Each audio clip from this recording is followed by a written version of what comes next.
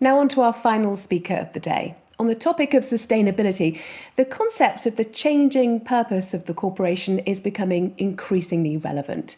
And I'm delighted to say we have one of the leading voices on this subject here to tell us more. I'd like to introduce Professor Colin Mayer from the University of Oxford. We're at a critical juncture. Business has been a source of remarkable growth, economic development, and prosperity around the world.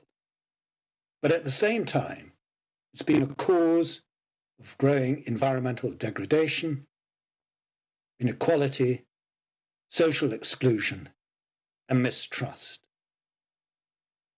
And the reason why this is happening is a concern about the motivation behind business. Larry Fink, the CEO and president, said at the beginning of BlackRock, said at the beginning of 2019 that every business needs to have a purpose. Purpose, he said, is not the sole pursuit of profits, but the animating force for achieving them. He said that every business needs to have a purpose, not a strapline or a marketing campaign, but a statement of its fundamental reason for being. And in August of last year, the Business Roundtable came out with a statement of corporate purpose that shifted it away from shareholder primacy. The Financial Times launched its new agenda around capitalism, time for a reset. The World Economic Forum put forward its statement of the purpose of the company in the fourth industrial revolution. And all of this emphasis on company purpose has been lent greater significance by the impact that the coronavirus pandemic is having on business and economies around the world. It's no longer a matter of whether or why companies should have a purpose that goes just beyond financial returns, but what and how. What is a corporate purpose and how should it be embedded in business? The purpose of business is not simply to produce profits for their shareholders.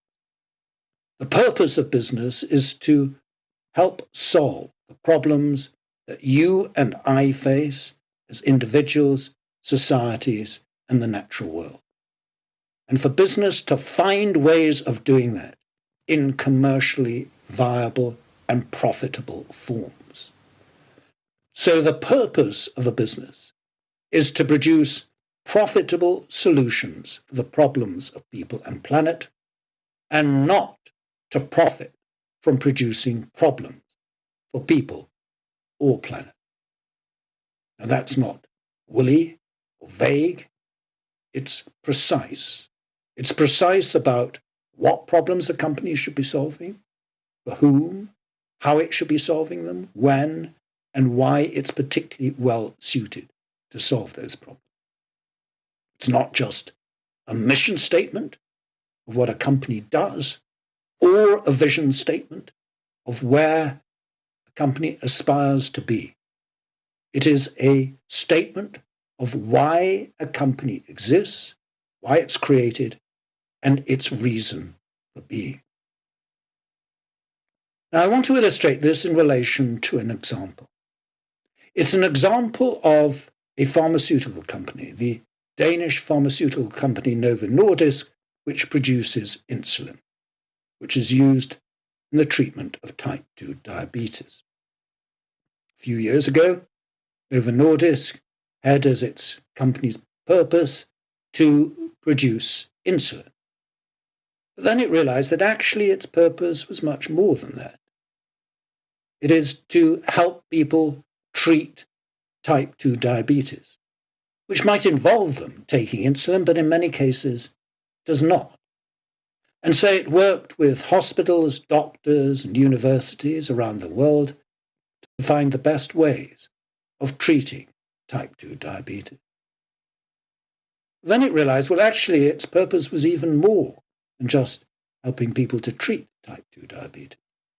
It was to help them avoid getting type 2 diabetes in the first place. So it started working with governments, local authorities, and health workers to identify the changes in lifestyles that might help people avoid getting type 2 diabetes at all. Now you might say, well, that's all very well, but didn't it undermine the fundamental business model of Novo Nordisk? And the answer to that is no. It was the basis on which Novo Nordisk's businesses flourished.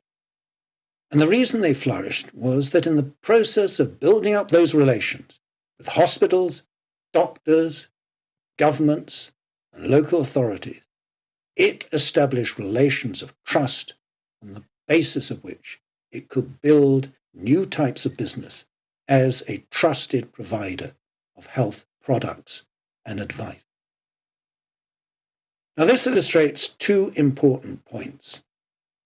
The first is the significance of clarity and precision about what is meant by a company's purpose. And the second is that if companies can bring that clarity, precision, and inspiration associated with their purpose and demonstrate how they are committed to the delivery of those purposes, then it creates a major competitive advantage for them. And that competitive advantage comes from the trustworthiness it establishes in the firm and the trust it thereby engenders in those with whom it interacts, with its customers, its employees, its suppliers, its communities, and society. And that creates greater revenues for companies and lower costs.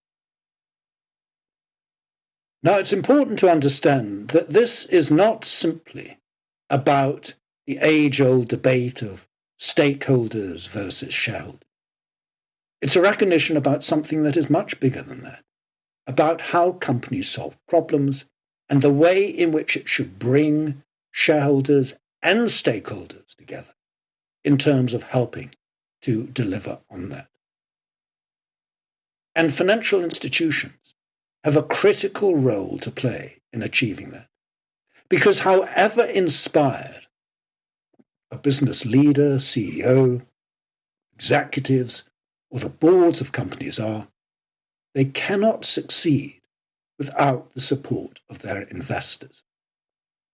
And so institutions need to recognize that they are there to help companies to deliver on purposes of profitably solving problems.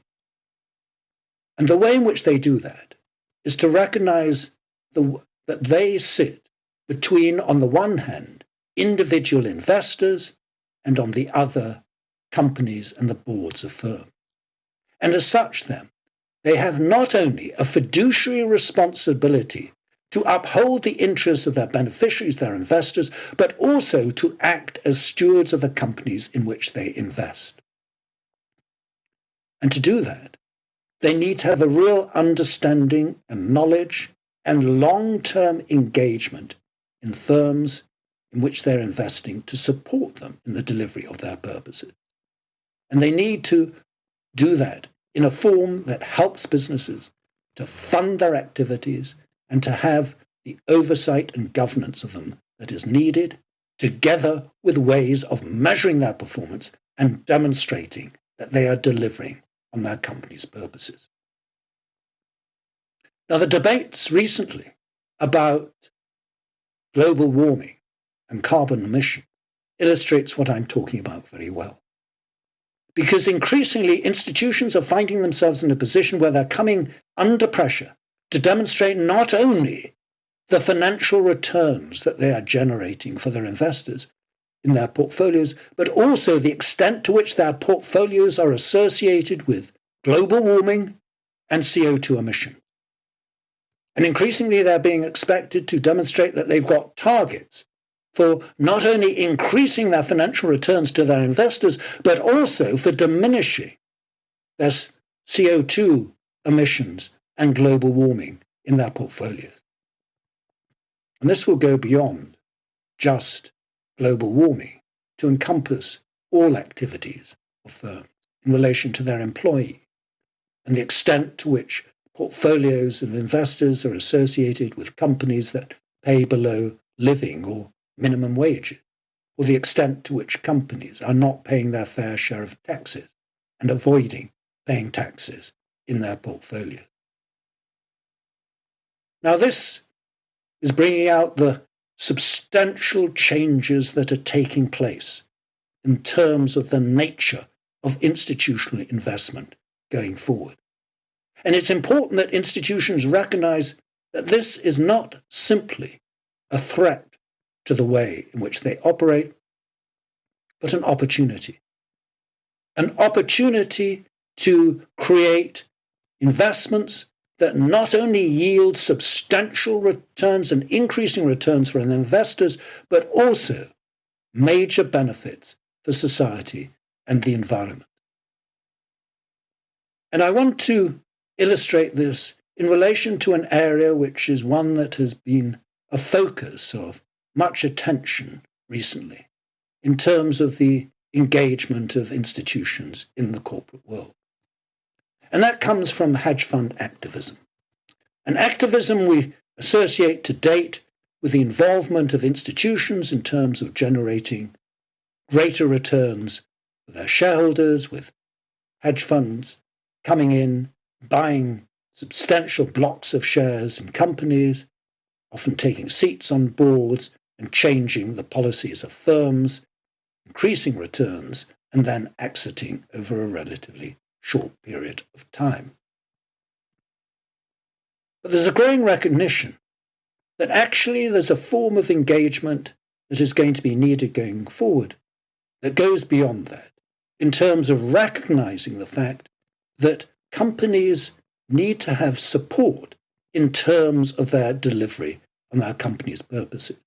And that one of the major constraints on companies delivering higher financial returns for their investors are the social, environmental, political constraints under which they operate.